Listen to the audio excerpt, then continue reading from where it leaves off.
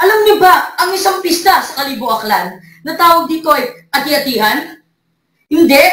Ano ba naman kayo? Pero alam niyo ba na binibigyan ng karangalan nila ang Santo Niño sa pista na ito? Pero meron ding kwento na mahalaga talaga at dapat suportahan din natin ito. Ito na. Isang pista ng Mayita na ginaganap sa 2 linggo ng Enero.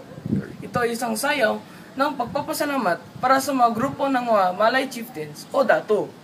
Ito ay dahil natanggap sila ng pagkain mula sa mga Datu bilang tulong sa hindi masaganang ani ng Mayita.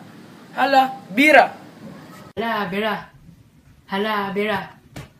Viva Santo Niño! Yan ang halimbawa sa ginagawa ng mga nagdidiwang ng kapistahan ng ati-atihan. Sila ay naglalagay ng palamuti sa katawan at pintura sa muka. Habang masayang pinagdidiwang ang kapistahan bilang pasasalamat sa mahal na Santo Niño.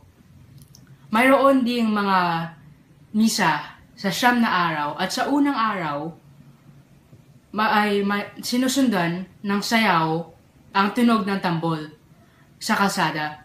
At sa huling araw ay nagkakaroon ng kompetisyon sa bawat tribo kung saan ang mga tao ay nagsusuot ng iba't ibang mapanlikhang kasuotan na makulay, kagaya ng shells, abaka, balahibo ng hayop, kawayan, dahon at bulaklak. Yan ang ginagawa nila sa ati-atihan. Viva Santo Niño!